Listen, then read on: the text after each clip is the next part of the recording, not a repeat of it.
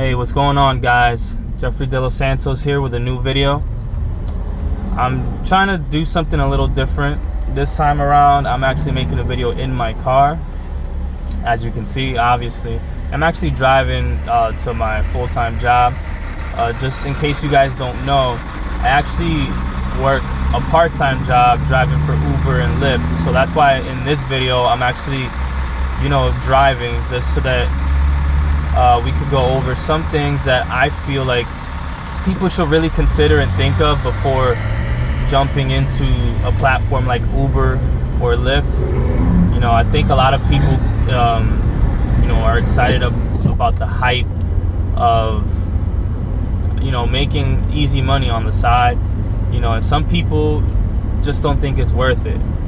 Now, there's pros and cons to it.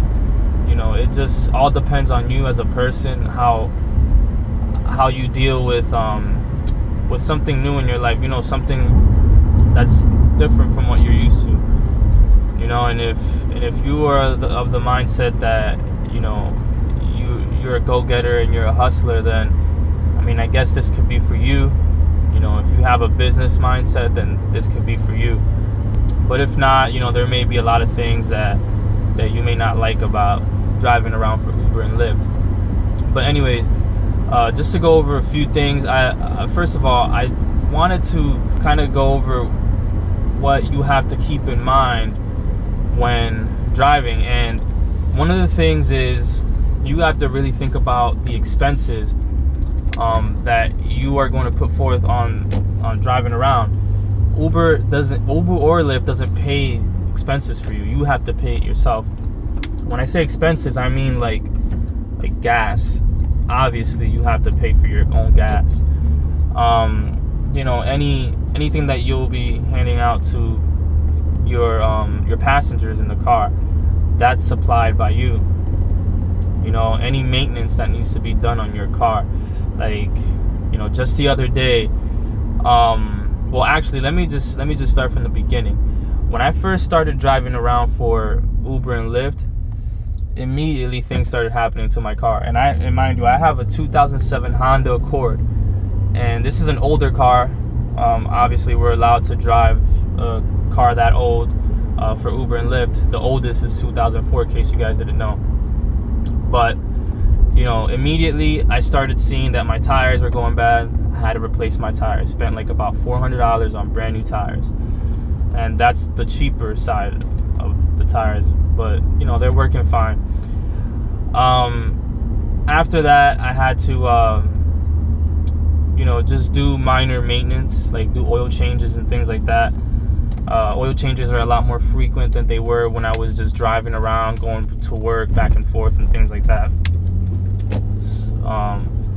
So yeah, it's a little more in that side as well. But the worst thing that happened as I'm driving is that my transmission blew out, and I had to replace my whole transmission.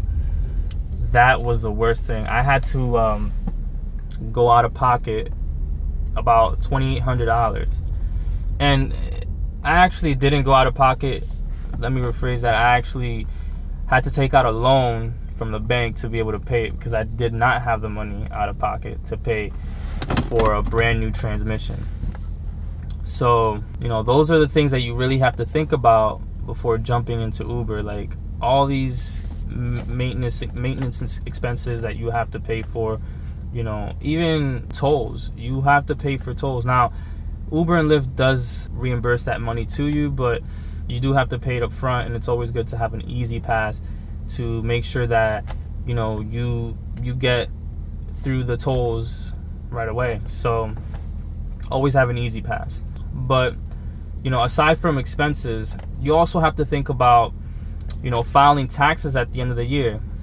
As you know, you are a contractor. You're a self-employed, which means that you are your own employee.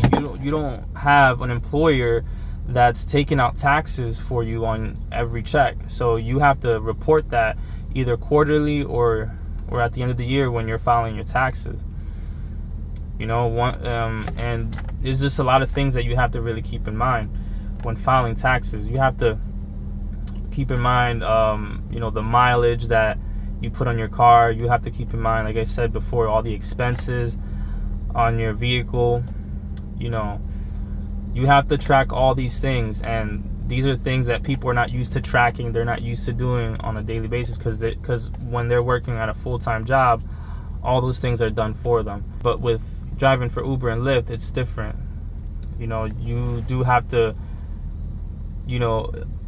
bring extra documents in order for you to file your taxes, to ensure that everything is done correctly, and the right deductions are given to you, the right credits are given to you, and the right taxes are charged. So keep that in mind, guys.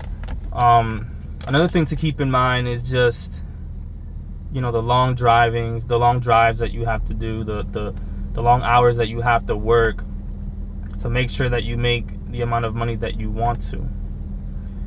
Like, there's times that you won't make the same amount of money that you made the week prior. Like, there's weeks that it's going great, like you are making all this money, you are picking up all these passengers, and then all of a sudden the following week is shitty.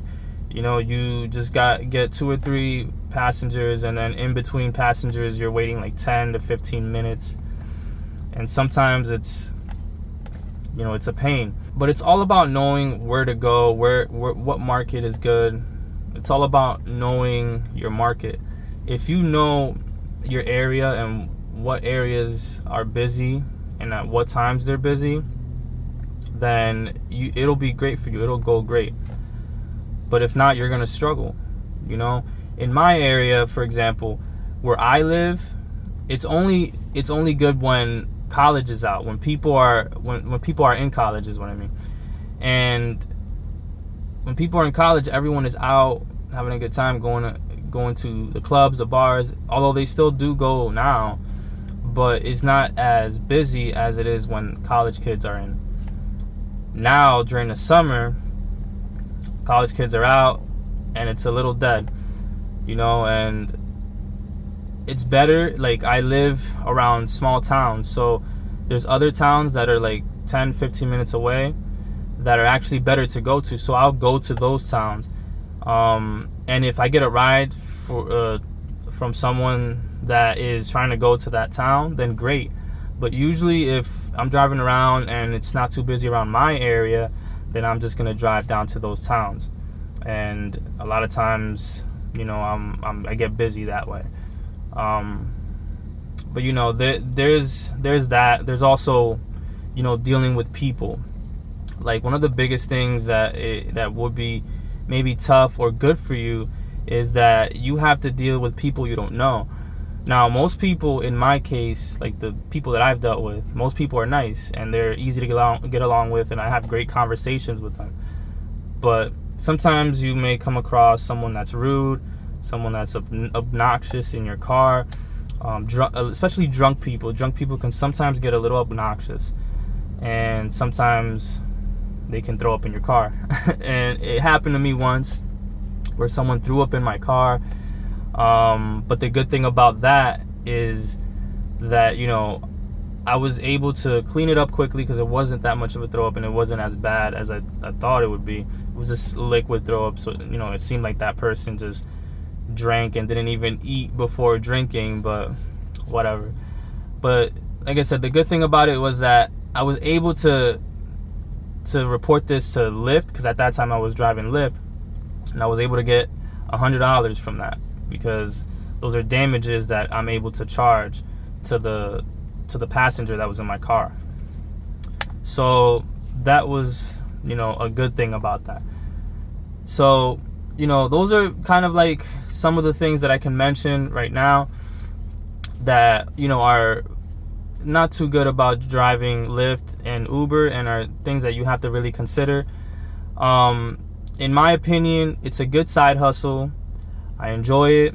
I have a great time when I go out and drive, because I get to meet new people, get to, drive to different places that I've never been around before, and it's some money that I'm making on the side.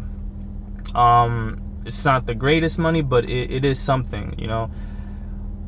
If I were to live in a market that's like, you know, a bigger city, then maybe I would make more money. But for right now, what I'm making is enough, and it's paying the bills. So if that's enough for you, then go for it.